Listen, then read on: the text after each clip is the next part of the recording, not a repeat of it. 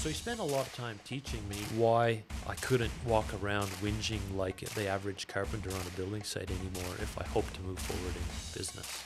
He said, you got all these problems in your business, you're employing people, but they're doing nothing for you. And he says, you're causing it. I established a bunch of systems that made me vastly more successful than my colleagues.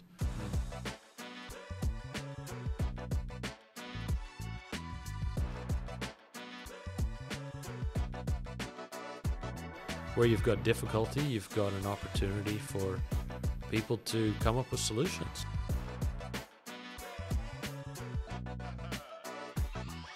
In the first 2 years of my franchise, the main thing I learned is how unequipped I was to run a business.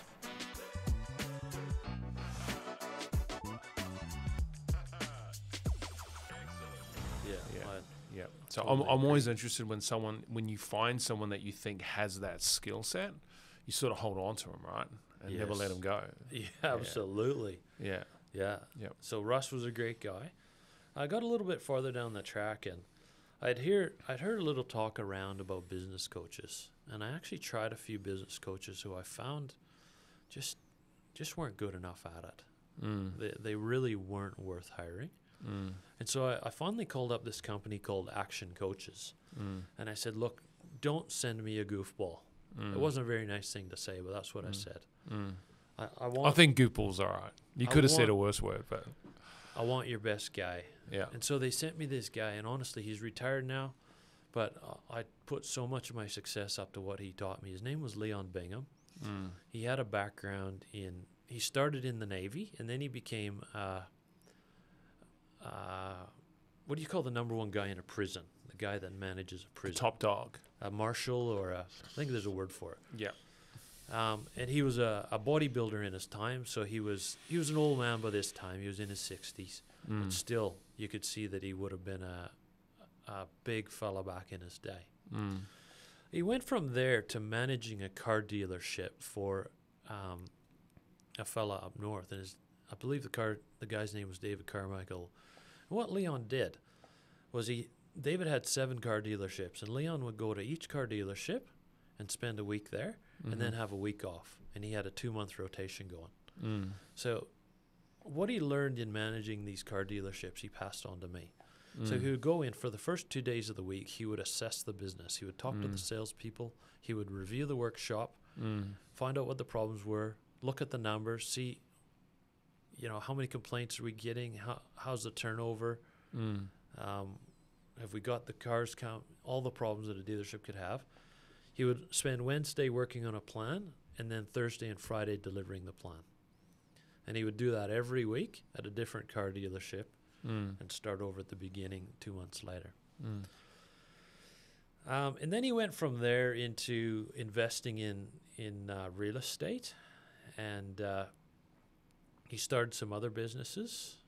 But he taught me so much. One of the first things he taught me was about an American football coach named Lou Tice. And Lou made himself a reputation for taking football teams that were losing and turning them into winning teams.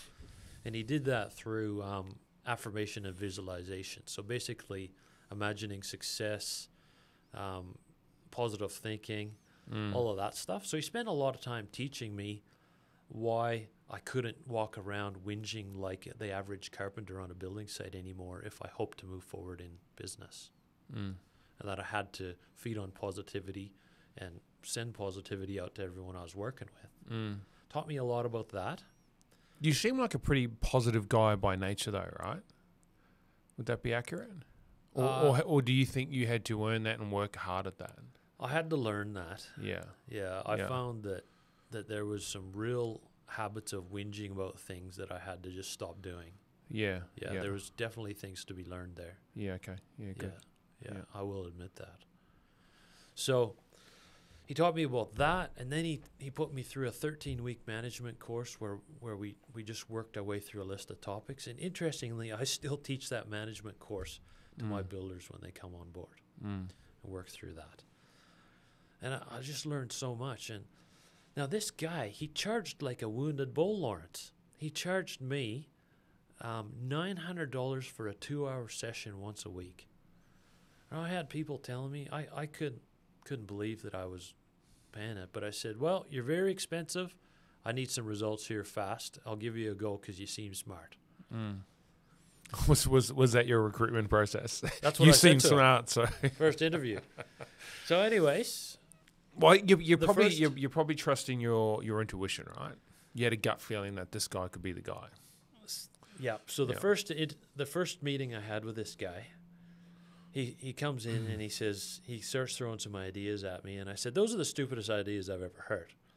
And he said, well, Yeah. you're going to have to give them a go because Yeah. otherwise I'm not going to work with you.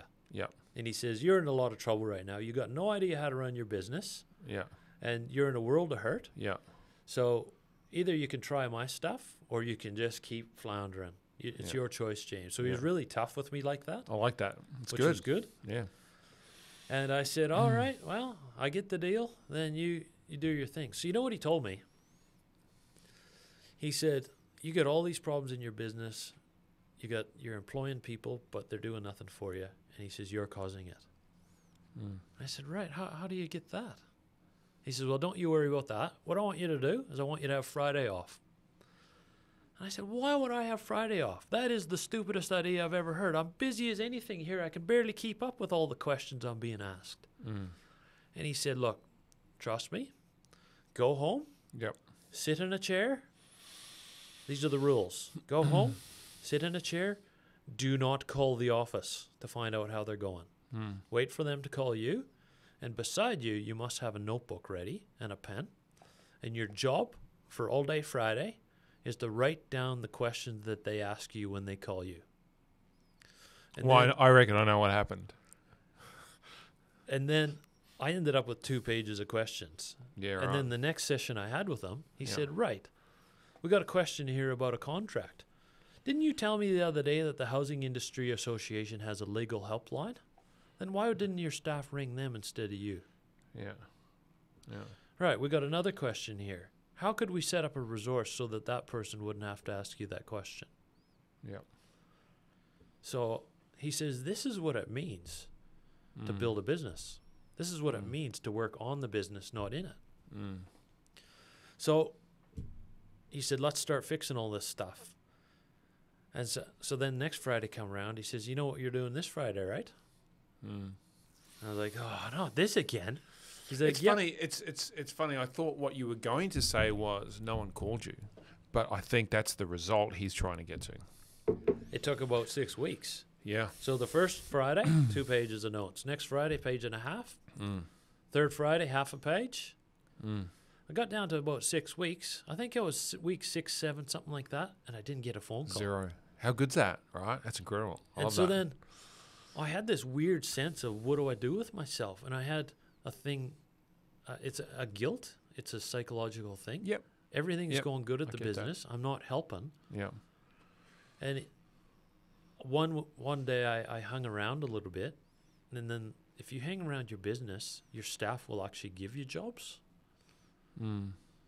because you're standing there doing nothing. So why don't you help me with this? Mm. That's how they think. Or if you're there and your door's open, they're just going to come in. Exactly. You know, Right, it's let's crazy, have a right? chat. Yeah. Yeah. So he said, look, you go. He said, James, you go to your office, you do your work, and when your work is done, you leave. And he Yeah. even taught me what to say. He said, your staff will ask you where you're going. He said, well, you know, you don't need to tell them where you're going. You really have to make sure that your staff understand that they're accountable to you, but not vice versa. Mm. So you know what I did? I didn't know what to do with myself on these Fridays. It was a strange feeling. Did he give you any advice on that though? Because that I find that a little bit daunting. I think all entrepreneurs and business owners as well. He gave me unequivocal, clear advice on that. Yeah. Okay. He said, when you're finished your work, Yeah. he said, get up. He said, it's really hard to do. You'll want to go Super around hard, and say right? things to your staff. You do. He You says, wanna- get up Yeah. and walk out the front door Yeah. and say goodbye. No more, no less. Yeah. Yeah. And the girl at the front will probably say, hey, James, when are you coming back? He says, if they say that, give the vaguest of answers. Yeah. And he says, oh, probably later this afternoon. He says, you know very well you won't be back for the rest of the day. Yeah. But he said, it's very good for people to be expecting you to return. They'll just work harder. So, Mm. so that was just the type of advice he gave me. It was just hardcore. He had thought this stuff through. He knew exactly how it should be. Well, I think that's great advice, right? Because it's nice and simple to follow simple instructions, right? It's not very complex. And I can understand why he says, get out of the business. I love that. I reckon that's amazing. That's such a good strategy. And let them call you. That's so clever. So when he said, when you've done your work, leave the office. So was he instructing you to go, you now have to figure out how you work on the business, or did he give you some guidance on that? Well, he said, well, you got Fridays off now, so maybe you can start to do some exercise, mate. Get your health back where it is. He also taught me that if your body is healthy, your brain will be healthy. If your brain is healthy, you'll have better ideas. If you have better ideas, you'll make more money. 100%. So take that free time and turn it back into exercise. So I joined some sports clubs. And then I went and I bought a motorcycle. What's the biggest sport in Canada? Ice hockey. Yeah, of course. Yeah, I still play it here in Brisbane. Yeah. I got a team if you want to join. Yeah, right. Is Michael Bublé like a king in Canada? Is that? Yeah, I think people like his singing. Yeah, I guess. Well, look, we're getting close to Christmas, so maybe Yeah. there's going to be a lot of Michael Bublé being played in this country. Yeah. So I got a story I'm busting to tell you. Yeah, about, go for it. So I got these Fridays free. Yeah. So I go, what am I going to do? So I just Yeah. impulsively, I done what old blokes do. I just Yeah. went and bought a motorcycle. Yeah. And so I started riding it around to the building sites that I hadn't looked at. So I started making Friday a day to drive around and look at some Prospect, of the houses. yeah. And see how well is the quality being managed on the houses that we're building. And so suddenly I'm calling the office going, look, there's some things that need to be adjusted on this job, this home that we're building. Yeah, so I did what all blokes do, and I bought a motorcycle. And I started going around to the building sites. And then the number 2 guy in the office, he comes to me and he said, I had a really funny conversation. The supervisor, the site manager, walked in the office. Yeah. He said, what the hell is he doing out on the building sites? Yeah. So suddenly this manager, who has got to like the idea of being left alone, he's got Yeah. his building site. Suddenly Yeah. I've won back some of my time through clever management. And now Yeah. I'm able to go to the building sites and I'm finding things that need to be improved there. Yeah. So awesome. now we can start lifting our that. quality on the building sites. Yeah. If I can give one bit of advice, the best way to sell homes is to make sure that the ones you're already building are great quality. Yeah. Yeah. Yeah, it's that sort of product, right? The quality's got it. It's craftsmanship, right? Sometimes I think builders miss that element and that psychology around you're building something. Like for a customer, it's not like an online product or it's a house. It's their biggest investment in their life. The craftsmanship should be on point. Yeah. So that's cool. So you've got a day off. You're traveling around looking at the product, right? And making improvements there, which you wouldn't have done if your coach didn't force you to get out of the business. That's right. So then he pushed that idea further. Yeah. He said, James, what do you want to do?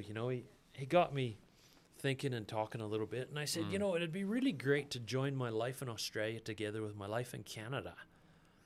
And he said, well, how would you do that? And I said, well, I've had these crazy dreams of sailing a boat back to Canada.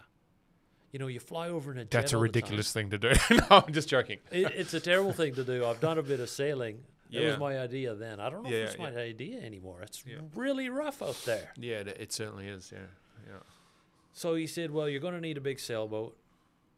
He said, what if we pretended, what would you need to do to run this business from a sat phone internet connection on a big sailboat? What would you have to do? What would you need to know about your business? And even though we weren't really fully intending to reach that goal, it sort of gave me a mentality of reporting and having structures in place so that I could see my business without sitting there in it all day, every day. So you're talking like a dashboard, right? Yes. Data. Yeah. Yeah. How many leads did we get? Yeah. How many contracts have we signed? Sorry, can I ask you where is the business at this stage? Like, how many employees do you have? So where we're at right now, because there's going to be people watching who go, right, they're going to go, well, that's great, James, but I have to be on the tools. yeah, I know My wife does. I'm not allowed to talk to builders at birthday parties or social events. Is that right? Yeah. 'Cause Okay. Yeah. It wrecks the evening for them. My wife banned me from. Yeah. Yeah. But look, it upsets a lot of people. But this is what I did. Mm. Okay, Mm. and so right now, I don't actually build houses anymore. I found that the franchising's grown to the point where this is what I do. Mm-hmm. I do build some houses, but they're kind of just on property I already own or whatever. And my wife and I will get, there's one that we're going to get a Stroud builder to build now, and it's just not the right thing for me to be doing. So I've got, we had our Christmas party yesterday. I think there's like 10 people at head office now. But they're all involved in franchise management, training, accounts and all that, just for the franchise work. There's about 150 people that work at the various Stroud Homes offices as employees. And I think we're somewhere between 35 and 40 franchises. Some of those franchises break up into separate teams. So there would be a franchisee that owns multiple teams. And that would take us up to around 40, maybe a little over. So I think we missed the transition to Stroud though, right? Because you were at GJ, and then there's that transition where you went out on your own, right? Yeah. So can we just backtrack to that part of that transition? So we got GJ. I bought the franchise. I struggled. I found some great helpers. They taught me some great stuff. I learned to run the business much more efficiently. I got to the point, I actually kept pushing that whole idea through until I got to the point where I went in on Monday for a sales meeting, and I was finished by about 1. And I went in on Wednesday for a production meeting, and I was usually finished that by about 1 or 2 o'clock as well. And unless there was some other need, the team was fully equipped to do their work. And one of the little truths I've found is that your staff actually feel more comfortable without the boss around. Like, as long as they know what to do and they know they're accountable to do their actual work, it's nice to not have someone staring over your shoulder. So they sort of... Can I ask you, do you think you were doing that when you were in that business? I think I would actually say that it's almost impossible for a boss not to do that. You don't realize the effect you have on people that work for you. If you're a high intensity person that has trouble turning off, you can't not make people nervous when you're around. Yeah, that's super interesting, right? I think I bet you there's a lot of people who work in your organization who are high intensity people. Because builders are sort of like that, right? Yeah. They sort of are. That's sort of in their nature. The lady that comes to work in a building company to fill out contracts, she's not going to be like that. She's just going to want to do her work. No, she's not. Because she's not on site, right? That does all the estimating and does all the work. Yeah. He's not. He just wants to work on a computer and do numbers and stuff like that. He doesn't. So I just found that the team knew when I was coming in. They knew what I would want to see when I got there. And they knew that if everybody had done their job, their reward would be that I would leave and not be there. If that makes sense. Do your job well and you will not see me, right? Yeah, that was part of the deal. Yeah, I get that. So I didn't intentionally try to be unpleasant. It's just I am who I am, and a lot of businesses are who they are. Can I just go a little bit micro on that, right? So you walk into the office. Just talk to me about what you do when you get in there. Are you walking around everybody? What are you up to? What are you doing? Was it that sort of environment? No, I don't do that. What are you up to? Because as soon as you start talking to people, A, you're interrupting them. B, they think you're looking for something to do, so they'll give you a job. They'll ask you to help them with something. Yeah. But I was the other way. I was like, you call me if you don't know how to do your job. Otherwise, I expect to see the milestones on the dashboard. So you focused on the number, the goal, right? Yeah, okay, got it. Yeah, that's great. I think and the freedom is that if you work for me and you do your work, you will get a lot of, what's the word for it? Autonomy to do your work. Yep. The better you are at reaching your your targets, the more autonomy you'll have from me. You can just go and do your work. Yeah. Okay. So for those builders watching, building a company, right? There's two ways to look at this. So when do you check in on that goal or that number? Is it every week? Is it every month? Well, I said, I have a Monday morning sales meeting and Yeah. a Wednesday production meeting. Okay. And everything gets covered in that meeting. Everything. And I think that it's really inefficient. One of the things that I really work on when I go to visit a Stroud office is mini meetings. Yeah. So I'm paying a good salary to a contract admin, a good salary to a supervisor, good salary to an estimator. I don't want them having mini meetings, unscheduled, impromptu mini meetings at random times throughout the week, because that's really inefficient. What I do want is that we have a sales meeting, and in that sales meeting, we arm everyone with what they need to know to do their job really well for the rest of the week. So what's going on in the business, key critical errors and issues to resolve, status of where we're at in terms of our annual or quarterly targets, those types of things, right? Yeah. Defects, if we got a subcontractor who's not delivering, who's the, it's got to be glass half full. Who's the angriest client we got right now, and what are they unhappy about, and how do we fix it? What's the strategy? Yeah. Who's the tradesman that caused them to be angry? Yeah. And how do we train them, fix them, replace them? Yeah. How do we fix this problem? Yeah. It's funny. I think when you're a business owner, especially for say a builder, right? They keep doing the same things every day, expecting a different result, right? It's uncanny how common that is. Yeah. So, but the interesting point is that you removed yourself from the business to give you clarity to see the business from top down and start to work on the business, not in it. And I think builders struggle with that. Yeah. 100%. Yeah. Because they're constantly on site. They're constantly, quoting, estimating, doing bill of quantities, talking to their chippies on site. It just goes round and round in circles. One of the best bits of advice, Lawrence, that my friend Leon, this great business coach, gave me is that as a business owner, you must have time to ponder. Yep. And if you don't have time to ponder, you will make errors. Yeah. I just said to our marketing, a head of marketing yesterday, I said, what you need to do is you need to just stop and think, right? Yeah. Because when you don't allow yourself time, he says, but I'm so busy. I said, you're so busy because you're not doing that. You know, because he's lost a little bit of clarity. So it's about, I always say just schedule it, put it in your calendar. Yeah. And if it's in your calendar, it normally happens, right?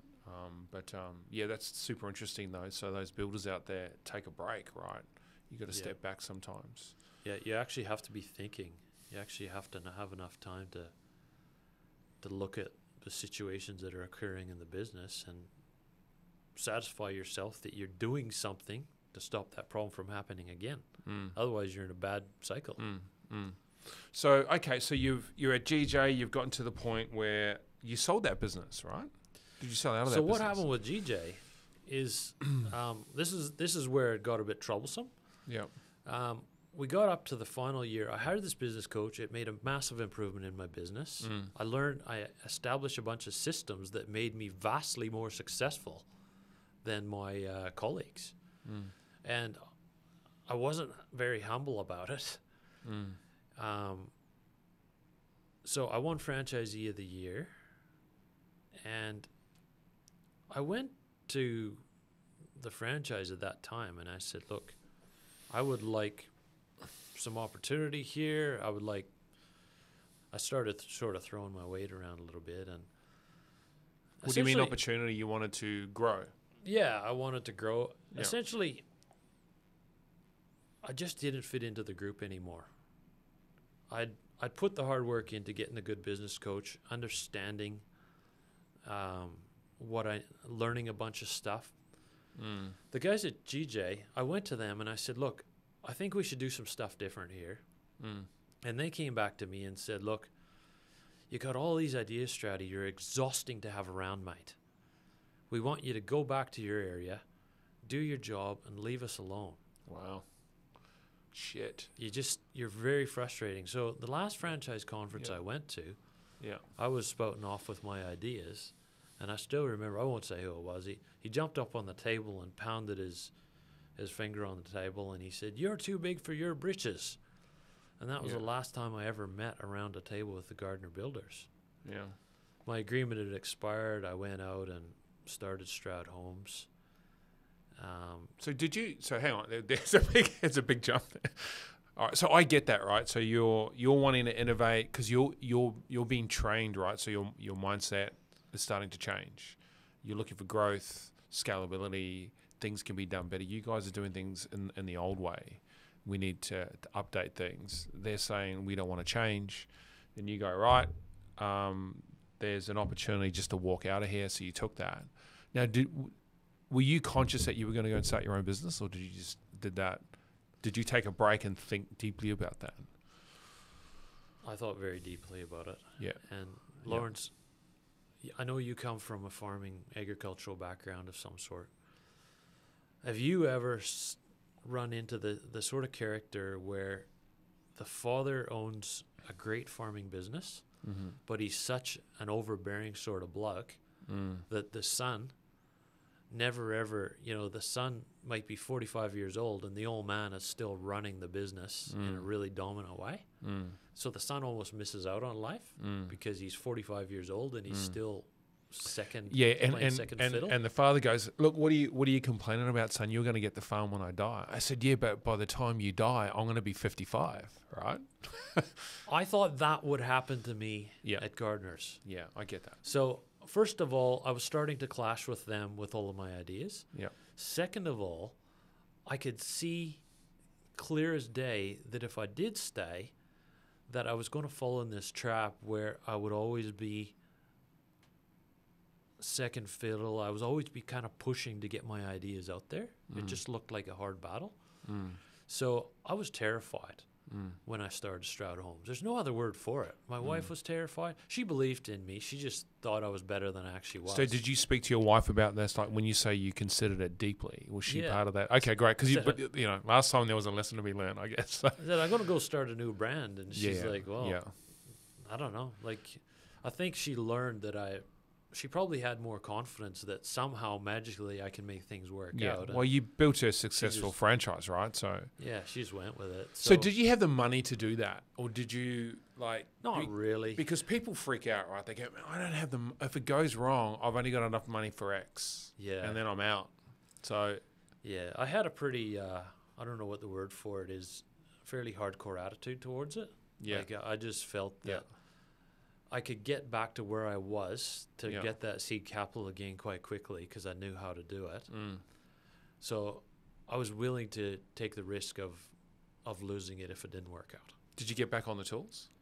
No, not at all. Okay, great. So I'll tell you what happened. Because some people do that, right?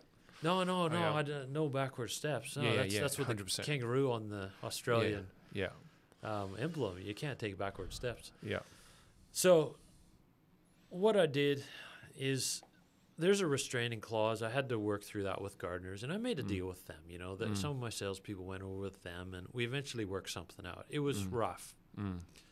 But I started Stroud. My bank manager told me later, he said, you had a mortgage, James. He said, when we heard that you were stepping out of Gardner's and starting your own brand, the hair stood up on the back of our neck. He said, we never said anything to you. But he said, we would have never encouraged you to make that move.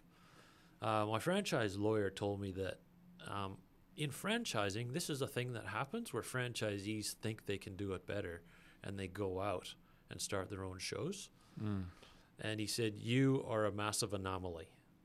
He said 90, I can't remember the numbers he quoted, but he said a small fraction of the time, the franchisee is actually successful. It's 90-some% of the time the franchisee fails. So he said, so I went out, I found another lady to help me set up the franchise. I continued to build houses. It was really scary for a while when I went out and started Stroud Homes. Starting a new brand is hard. People don't, I had people that I'd been working with for years, and they said, well, you're not part of the big brands. We prefer to stay with the big brands. By people, I mean real estate agents with whom I would package my new home building contracts with on their vacant land. They said, we just don't want to work with you anymore. My salespeople left. It was pretty brutal. There's a couple times where I was pretty worried. But essentially, you know, I had a pretty good name around the area, and my sales dropped significantly, but I was able to start building up a brand that was more pure to what I believed and my values. Mm. And I had more freedom to design homes that I thought people wanted. So freedom, you know, it's a great thing. It comes at a cost, but when you get it, man, it's the best. So people have asked me, you know, I've got a lot of franchisees myself. Should I do this? Should I do what you did, James? And I say, well, I would like to build my franchise so that you have the freedom to develop your business in ways that push me out. Because I didn't really want to. I just felt that there was unnecessary restraints put on me that caused me to have to go out in business. Okay, so from that lesson, you're giving your franchisees the ability to grow and do different things, right? Yes. Yeah. So I've tried very hard to build the flexibility and to come up with their own new designs that will suit their area, because I believe the builder knows his area better than anyone else. So we've got a design department at Stroud Homes head office that is basically set up to facilitate, make it really easy for a builder to go, hey, you know, there's this design that I really need to have going here to win work in this estate. Here's a brief on it. And then my head office takes that and develops it, gets the artist impressions done, gets the sales sets out, the brochures done. There you go. Hey, I'm going to wind back just a little bit because I think this is pretty interesting, right? Is that, so you're out of GJ Gardner. You've thought deeply about starting Stroud Homes, your own company, as a franchisor, right? Because you're going to franchise that brand out. Yeah. You've developed the model. You probably learnt a lot from GJ. You've spoken to your wife. You've made a decision to dive into it. Yeah. So you've got a year, 2 or 3 years ahead of you. You probably don't have a lot of money in the bank at this time, and you're fucking worried as hell, right? Yeah. That What have I just done? Yeah. All right.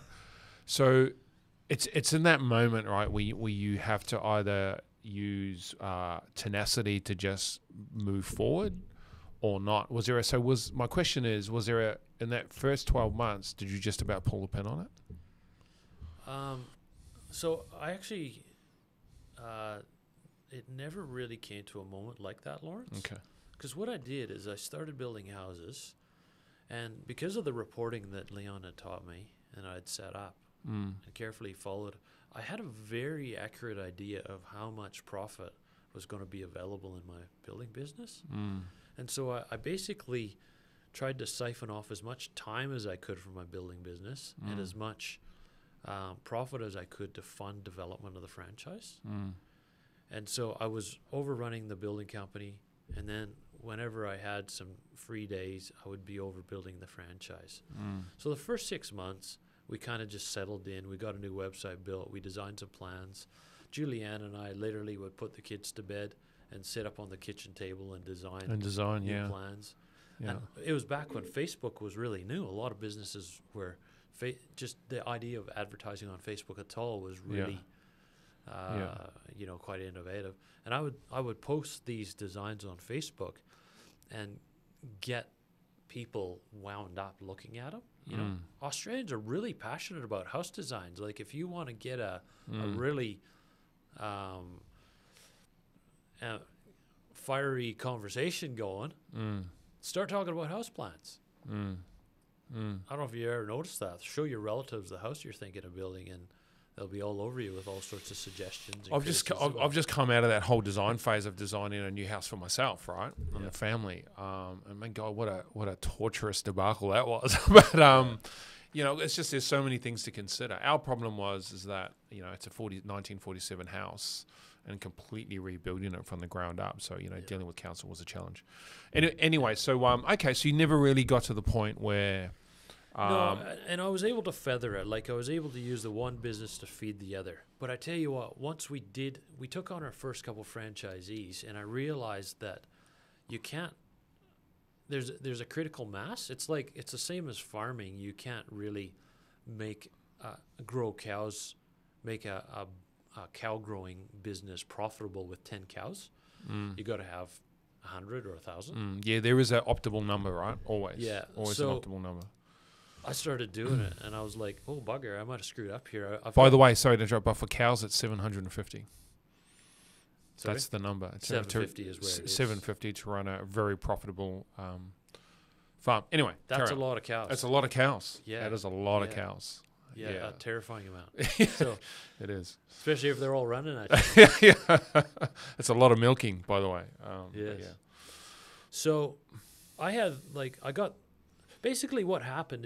The whole franchising thing was quite organic. Like I had the imposter syndrome quite bad. So I'm just sitting there running Stroud Homes, which was one office at Jimboomba.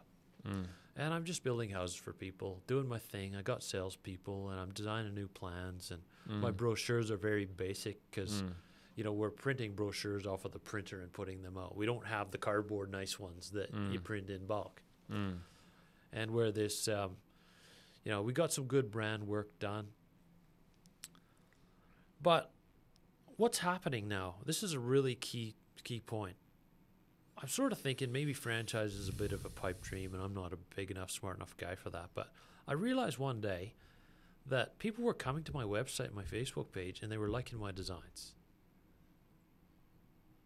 And because I track my leads in the business, I realized that only 1 in every 5 leads that was arriving in our business was close enough to the office for my team to build.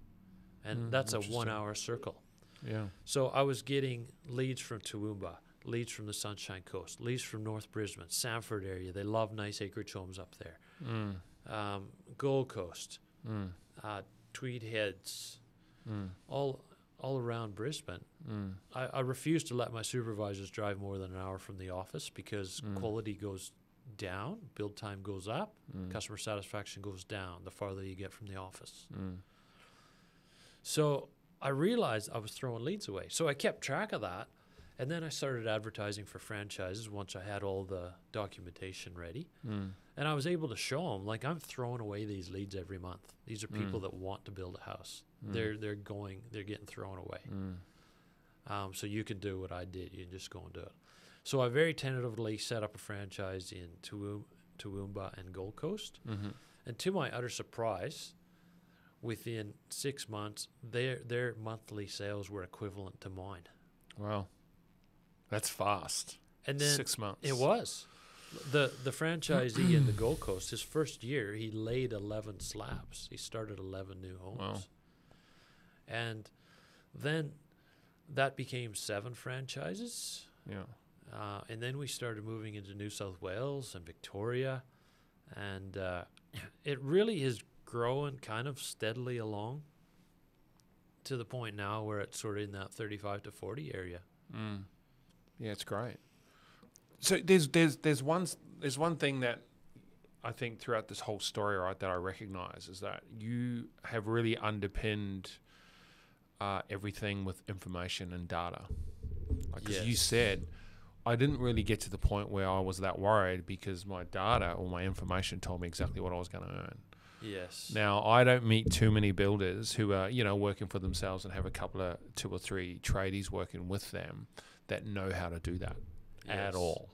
I'll tell you. Because they work their ass off and they're broke by the end of the month. Yes. I'll tell you a really important thing to understand is I got my people in the office more motivated than other builders. And I'll tell you how I did it.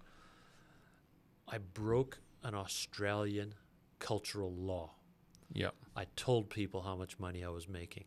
Yeah. Or not making. So I showed my employees, okay, we lost money on that house, guys. We literally did not make enough money. And then, you're showing people, look, we made 35, 45,000 on that house. But then I'd say, it doesn't matter. You know why it doesn't matter? Because it cost us 70,000 to keep this office open last month, and we only built one house. So you guys all got your paychecks, and I got 75 minus 45. That's all. I paid $35,000 into last month to pay all the bills for the office and the utes and your wages, and I didn't get anything back. Are we all friends? I'd ask them that. Yes, we're all friends. Great. Could we all try to get me a paycheck next month? I would love one. I'd love to get that 35 grand back, and I would love to maybe make a profit at some point. Can we look at what we got to do to actually make me a profit. Mm. And I It's found it's super interesting that you said you broke that sort of tradition, right? Is that like people don't like talking about money; they hate it, you know. And when I have this thing about tall poppy syndrome, right? I notice when I with people is that, you know, when people are down and out, they're sort of okay with it, but when they're being very successful, they sort of punch in the ribs a little bit. Yeah. And I think it's because people don't talk about money. Because the guy who they punch in the ribs, just because he's been successful from a distance, mind you, they don't know what he's had to go through to do that. Yeah. You know what I mean? And a lot of them say, oh, look, he's probably a criminal, he's probably dishonest. But in actual fact, he's just like the rest of us. You just don't know that he's been working his ass off for 25 years. I would like to give one bit of advice to all builders. Yep. And that's, if you can get past being uncomfortable about showing your staff how much money you made or did not make, you can show your staff that you made good money on a house if they also know what it feels like when you make bad money. And you say, look, if we screw this up, I could lose 20, 30 grand on a month. I could lose 100 grand. I could lose a lot of money here. So I have to make good money so that we can build a bit of an insurance policy for ourselves here in the business. If they have perspective of how the money works in a business, they tend to understand this is a scorecard. This is how we know whether we're successful or not. It's one dangerous thing about building companies is working at a building company as the site manager, the contract admin, salesperson, whatever it is. Working at a building company that's losing money feels exactly the same as working at one that's making money. You're just as busy. It's just the numbers aren't quite right. There's not enough production, maybe a little bit too much overheads. In the end, you got a business not making money. Yeah, that's interesting, right? It's like, I think for big companies, depending on whether they're public or they're private, you know, they manage that, but a certain way. But if you're a small business, right, and most construction, there's hundreds of small construction companies in Australia, hundreds of them. Like, you know, thousands. Stay away from Hutchies and all those sorts of guys, right? Yeah. Who apparently have a 1% profit. Let's not go into that.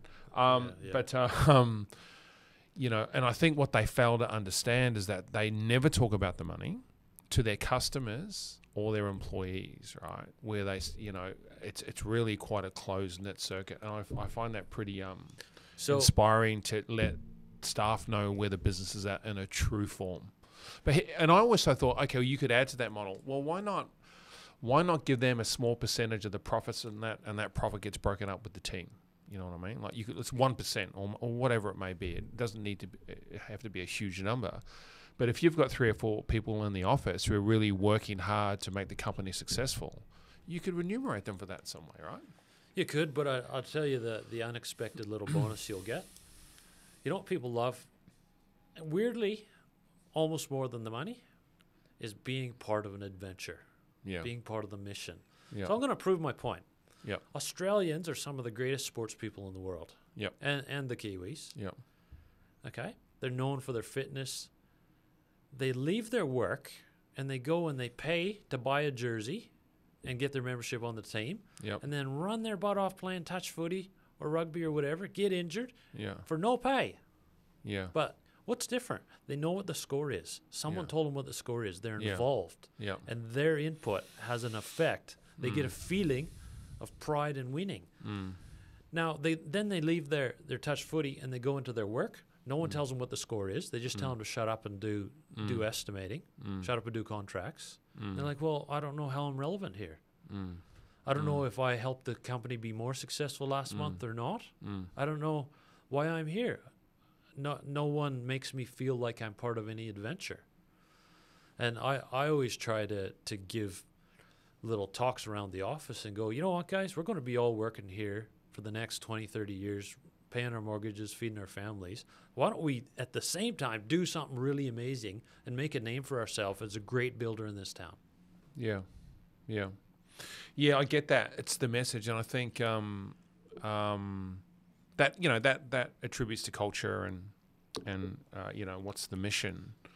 And I think the young kids need that as well. I think the new generation of employees coming through, they need that. They want to feel part of something bigger, right? Anyway, okay, so you're in Stroud Homes. Things are churning away. You've got all these franchisees operating. You've created a system, right? You've created a system, dashboards and data to run it. So what's happening now? Like, what's the plan, right, in the scheme of things for Stroud? Well, some big projects we've been working on is automated training. Yep. So training is harder than we ever thought it would be. Mm-hmm. We can help you with that, by the way. So yeah, that's originally why we contacted you. Yeah. We learned a lot about training. We learned that there's 3 phases for a builder when he comes to Stroud. Mm-hmm. First phase is where the training is not relevant. There's no context. Mm. And builders are mostly the kids who sat in the back of the classroom at school. Mm-hmm. They don't learn very well without context. Yeah. That's what we found. Yeah. And then there's that very tiny opportunity when they get their first contract or their first exposure to use a certain bit of software where it's context relevant. It's a very small window of time. And if we're not there at that time with the right training, then builders will do something else that they're very good at, which is reinventing the wheel. Mm. So we're going through a bit of, I would say Stroud Homes is, you know how your children go through growth spurts or they just mentally mature a lot at a certain age. Yeah. We're reaching a new level because of the ability to take a guy from wanting to be a businessman, a building owner who's a business person. We can get him there quicker and easier with less trouble. Mm. And what that's allowed us to do is now we got more time to spend.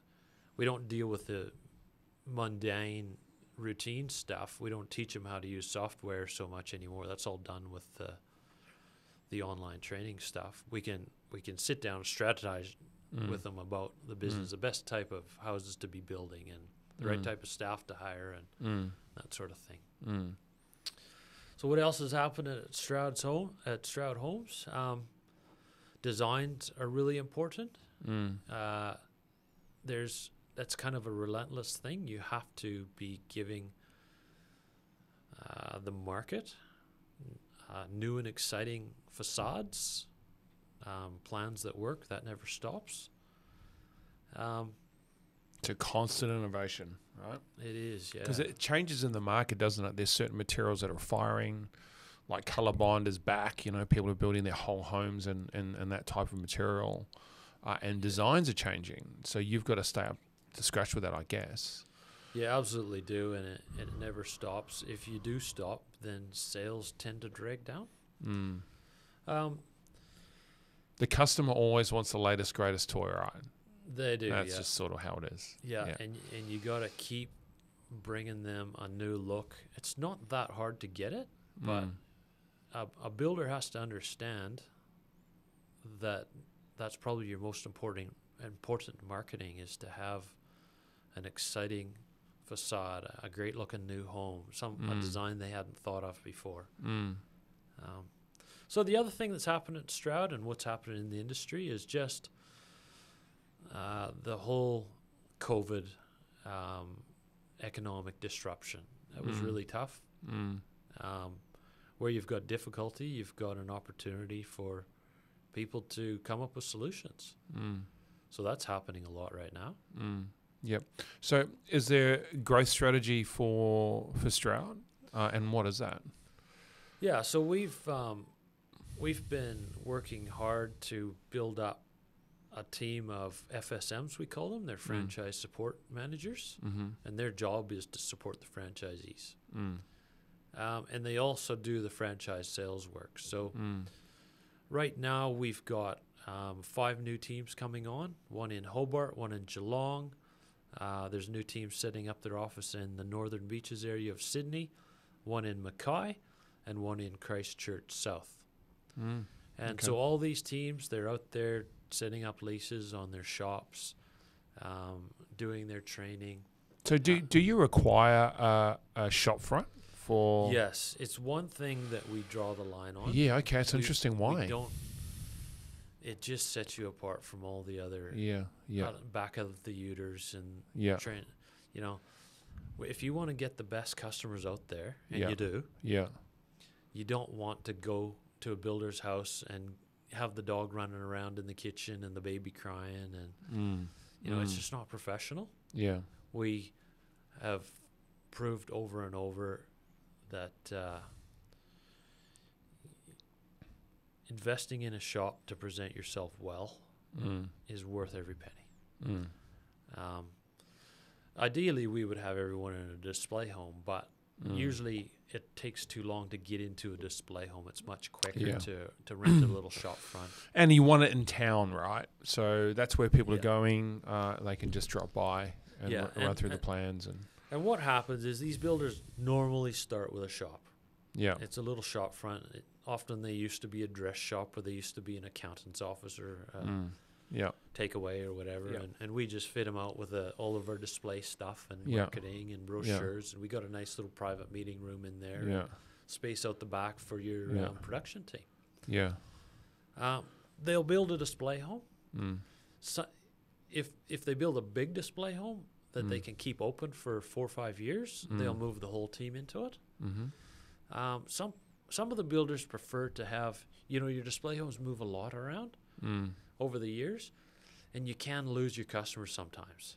So some builders prefer to keep their shop open if the rent's not too bad. It's just that one spot that will never move for your office, and they'll just change the display home over the years. Do you do subdivisions, those big subdivision projects? We don't involve ourselves with land development in most cases. No. Yeah. Okay. So just a home in a suburb for a client, right? Yeah. Yeah. Sometimes we will buy land off of developers, but not Yeah. very often. Most of the time, there's just more than enough building contracts for people that have already found their land. Yeah. Or we just work in hand with the developers. So we'll set up in an area, we'll get to know the developers, and we'll say, look, this is one of the things that you have to understand. A developer's block of land, 600 square meters with a bunch of grass growing on it, there's not a lot of vision in that. A client looks at that, it's very much raw material. They don't know what to do with it. But if they work with us, we'll go to them and we'll package our house with their land.